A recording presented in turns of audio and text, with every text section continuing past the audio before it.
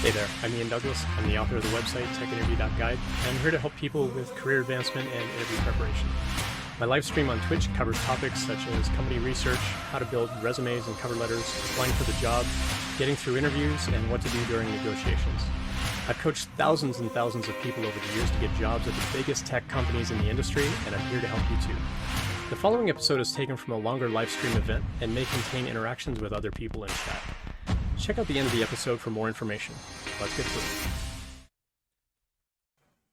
So we had a question in chat from Hoborn that says, I get tired doing interviews or looking for a job after a while, like a couple of months. Most of the time, it's the way the companies host job interviews, but mostly it's wasting each other's time. I'm in a situation where I'm happy with my job, but what's your advice? That's a big question. So thanks for asking, first of all. You get tired of doing interviews, especially spread over several months. That's a really long time to do interviews. If you're happy where you are at your company, you can still go interview.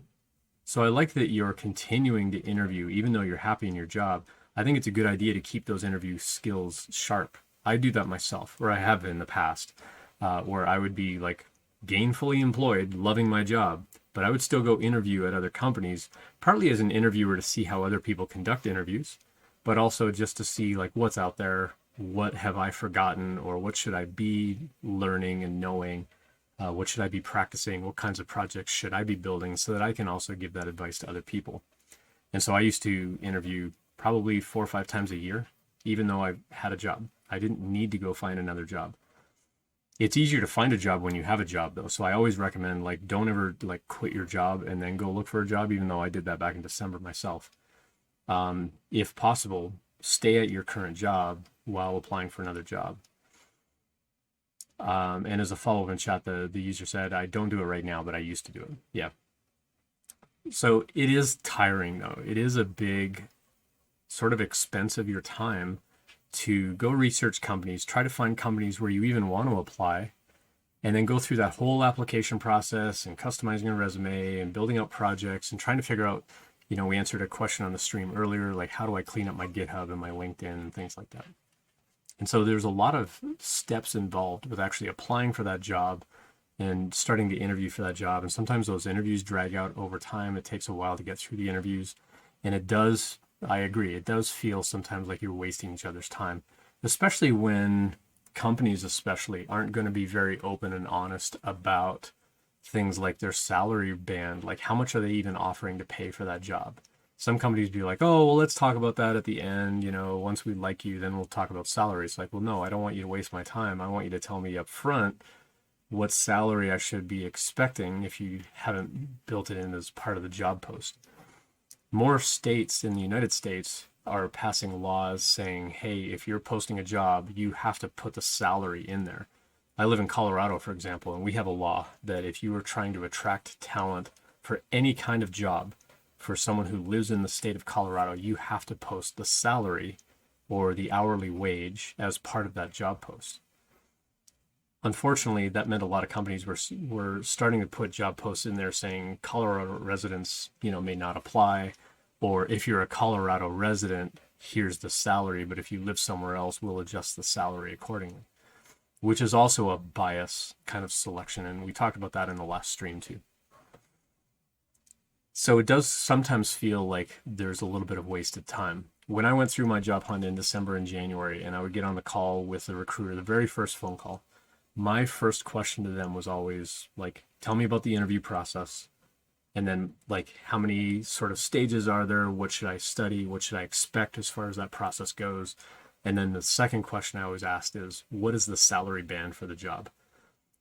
Out of 30 companies that I interviewed with, only one of them would not tell me the salary when I asked. And so a lot of companies will give you the salary information. You just have to ask for it. But without that, it does feel like they're wasting your time. Now, in the case of the one company that wouldn't share their salary with me, I got all the way to the end and they made me an offer, and it was a low offer. Like it wasn't even market rate. And I'm like, come on, folks, like, could you at least make that, the bottom of what this amount of experience is being paid by other companies? And so they bumped up the salary to the very bottom of that range. And they're like, that's as high as we can go. That's all we can afford. and they also wouldn't bump up the equity in the company either, which was disappointing. And so I ended up turning them down. And it did feel a little bit like there was some wasted time in there. But at the same time, the interview process was relatively short before they came back and made the offer because I had a lot of the skill that they wanted. But for other companies, those interviews dragged on and on and on. There was one company where I really wanted to get a job, and I want to say that interview process took like 5 or 6 weeks, which feels like a really long time. In the tech industry right now, I think if a company takes more than like 2 weeks to interview a candidate, they're going to lose that candidate, because if you're legit looking for a job, you're going to find a job really quickly. Like, it's still kind of a job hunter market, even though the market kind of slid a little bit as far as like valuations of companies, and that did cause some layoffs and hiring freezes at some places. Other places are still hiring, like they're hiring a lot.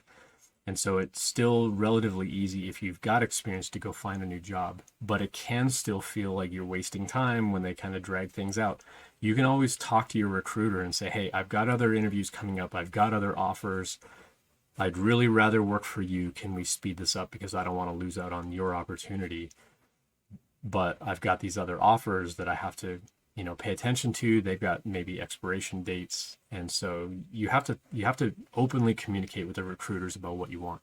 So when I started getting my offers in, I hurried up some of other recruiters and other companies saying, I'd really rather work for you. Like, honestly, legitimately, I'd rather work for you. Can we speed this up? Like, I don't want, I'll take these other offers. Like, they were all good offers. Most of them were good offers. And I would have been happy to take any of them. But at the same time, I was also able to leverage that to some degree and say, I'd really rather work for your company. Can we do something about that? And some companies were really open to that. Some companies wouldn't speed things up. In fact, in one case, I emailed a company and said, hey, I've got some offers in hand. I'd really rather, finish out the process with your company. What can we do? And they wrote back right away saying, thanks, we're going to move forward with a different candidate. And that's also why you don't lie about having an offer to try to hurry up a company, because they could just pull out of the interview process completely. But talk to the recruiter. You can certainly speed up that process by talking to the recruiter and say, hey, can we pick up the pace a little bit? Like, I've got other interviews coming up, or, I'm expecting an offer and I don't want to lose time on this. I'd really rather work for your company because I like your company. Is there anything we can do to shortcut the process, or can we skip some steps or something like that? The company where I ended up taking the job, they wanted me to write some code, and I already had some code. And I'm like, can you just evaluate this? And they're like, yeah, okay. And they're like, okay, well, we want you to work with our community a little bit. And I'm like, well, here's the community I'm building on Twitch. Here's, community stuff that I do on Stack Overflow and Quora. Like, can you evaluate that? And they're like, okay. And so I was able to skip entire portions of their process because I already had recent relevant work for what they were asking me to do. So some companies are really open to that. You just have to ask and chat with them. And sometimes that can speed things up so it doesn't feel like a waste of time. So hopefully that kind of gives you enough ideas and enough answers on that. If you do have others, more specific questions that I can help out with, feel free to drop those in chat or connect with me offline as well. Thanks for checking that out. I hope that you found it helpful. I always appreciate feedback, so please let me know what you think. I appreciate any subscriptions, so please tell your friends and colleagues about it as well. Check out the website techinterview.guide for more information about when I'm live streaming and all of my free content. Drop by a live stream anytime to ask questions or message me privately, whatever makes you most comfortable. See you next time.